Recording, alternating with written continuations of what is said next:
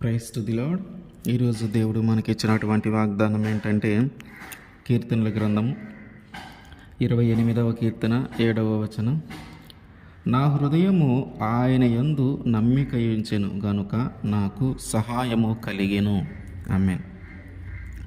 మనము దేవుని యందు నమ్మిక ఉంచిన ఎడల ఆయన ఖచ్చితంగా మన నమ్మకాన్ని వమ్ము కానివ్వడు. ఆయన సహాయము చేస్తాడని, ఆయన విడిపిస్తాడని, ఆయన రక్షిస్తాడని మనం ఎప్పుడైతే నమ్ముతామో అది ఖచ్చితంగా ఆయన మన జీవితంలో చేస్తాడు. ఆయన ఖచ్చితంగా మనకి సహాయము అందిస్తాడు. అయితే మన యొక్క నమ్మకము చాలా బలముగా ఉండాలి. ఎందుకంటే ఆ నమ్మకాన్ని కోల్పోయే పరిస్థితి కొన్నిసార్లు మన జీవితంలోకి వస్తుంది. దేవుడు మనకి వాగ్దానము చేసినది, లేదా మనము దేవుని ఎడల మనం ఒక నమ్మిక ఏర్పాటు చేసుకున్నది, మన హృదయంలో దేవుడు ఖచ్చితంగా ఇది చేస్తాడు అని మనం మనస్ఫూర్తిగా నమ్మినది, ఆ నమ్మకము కోల్పోయే పరిస్థితులు కొన్నిసార్లు మన జీవితంలోకి వస్తాయి. కానీ వాటి మీద అంటే ఇంకా దేవుని మీద అట్లాగే నమ్మకం కానీ మనం కోల్పోకుండా ఉండగలిగితే, ఆ నమ్మకము బలంగా కానీ మనము ఉంచగలిగితే ఆయన ఖచ్చితంగా మన జీవితంలో కార్యము చేస్తాడు. మనము దేవుడు చేస్తాడో లేదో అని అనుమానంతో మనము చేయకూడదు. మనము దేవుడు చేస్తాడో లేడో అని ఒక అనుమానంతో మనము ఉండకూడదు. ఎందుకంటే మనము నమ్ముతూ ఉన్నది నిజమైన దేవుణ్ణి. ఆయన అబద్ధం ఆడేవాడు కాదు. ఆయన నువ్వు అడుగుతూ ఉంటే దానిని బట్టి నిన్ను ఎగతాళిగా కానీ అట్లా మాట్లాడకుండా నువ్వు అడుగుతున్నది అర్థం చేసుకొని ఇవ్వగలిగిన దేవుడు గనుక మనము అనుమానము లేకుండా అడగగలగాలి. కొంతమంది అడిగే విధానం ఎట్లా ఉంటుందంటే, ఈ యొక్క అవకాశం ఇచ్చి చూద్దాం, దేవునికి ఇస్తూ ఉంటారు అవకాశాలు వాళ్ళు. అంటే ఈసారి చూద్దాం, ఈసారి ఈయన చేయకపోతే ఇంకొకరి దగ్గరికి వెళ్దాం, ఇప్పుడు చూద్దాం ఇది జరగకపోతే ఇంకొకరి దగ్గరికి వెళ్దాం అని దేవుని కూడా పరీక్షించే వాళ్ళు ఉంటూ ఉంటారు. అంటే వాళ్ళ జీవితంలో కార్యము జరగకపోతే ఆ కార్యము జరిగే వరకు వారు దేవుని మీద నమ్మకాన్ని ఏర్పాటు చేసుకోరు. ఎందుకంటే వాళ్ళు దేవునికే ఒక అవకాశం ఇస్తూ ఉంటారు. జరిగిందా జరిగింది, లేదంటే ఇంకొక దేవుడి దగ్గరికి, ఇంకొక మనిషి దగ్గరికి, ఇంకొక సహాయము వేరే వారి దగ్గర నుంచి వెతకటానికి వాళ్ళు ముందుకు వెళుతూ ఉంటారు. అయితే మన యొక్క నమ్మకము అట్లా ఉండకూడదు. ఎందుకంటే కొన్నిసార్లు ఆలస్యం అవుతూ ఉంటుంది. అది మనల్ని మనలో ఉన్న నమ్మకాన్ని పరీక్షించడానికి కూడా కావచ్చు. వీళ్ళు ఎంత బలంగా నమ్మగలుగుతూ ఉన్నారు, వీళ్ళు ఎంత బలంగా నా మీద నమ్మకం పెట్టుకొని ఉన్నారు అనే విషయాన్ని పరీక్షించడానికి కూడా కొన్నిసార్లు దేవుడు మనం అడుగుతూ ఉన్నది ఆలస్యం చేస్తూ ఉంటాడు. మనమేమో నమ్మకంగా దేవుడిని అడుగుతూ ఉంటాం, ఆయన ఖచ్చితంగా మన జీవితంలో చేస్తాడు అని. కానీ దేవుడు కొన్నిసార్లు దాన్ని ఆలస్యం చేస్తూ ఉంటాడు. ఎందుకంటే అసలు వీళ్ళు ఎంతవరకు నమ్మకంగా ఉన్నారు, వీళ్ళ నమ్మకం ఎంత బలంగా ఉందని కొన్నిసార్లు మనల్ని పరీక్షిస్తూ ఉంటాడు. ఆ పరీక్షలకు కూడా మనము నిలబడగలగాలి. దేవుడిని అడిగిన వెంటనే జరగలేదని, మన అవసరం వెంటనే తీర్చబడలేదని, మన కష్టాల నుంచి వెంటనే మనము విడిపింపబడలేదని మనం వెంటనే ఆయన మీద ఉన్న నమ్మకాన్ని మనము కోల్పోకూడదు.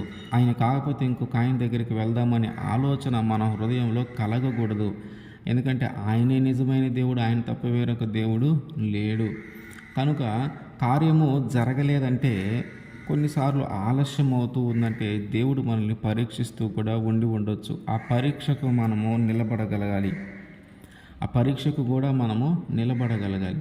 అంటే మన యొక్క నమ్మకము ఎంత స్థిరముగా, ఎంతో బలముగా ఉండాలి మన నమ్మకం దేవుని మీద.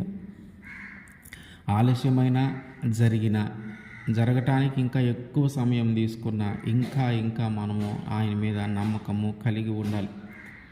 మన యొక్క నమ్మకము ఎలా ఉండాలంటే, ఒక మాటలో చెప్పాలంటే ఒక గుడ్డిగా నమ్మేయాలి.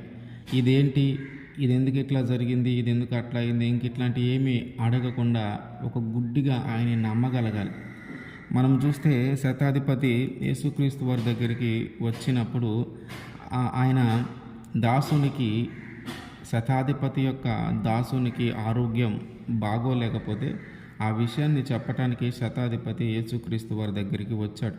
యేసుక్రీస్తు వారి దగ్గరికి వచ్చి, అయ్యా మరి నా దాసుడు అనారోగ్యంతో బాధపడుతూ ఉన్నాడు అని చెప్తే యేసుక్రీస్తు వారు అంటూ ఉన్నారు, సరే నేను మీ ఇంటికి వచ్చి అతన్ని స్వస్థపరుస్తాను అని అంటే శతాధిపతి అంటున్నా, అయ్యా మా ఇంటికి రావటానికి నేను అర్హుడను కాదయ్యా, నీవు మా ఇంట్లో అడుగు పెట్టడానికి నేను అర్హుడను కాదయ్యా, నువ్వు ఒక్క మాట సెలవి నా దాసుడు బాగుపడతాడు అని ఆయన చెప్తాడు.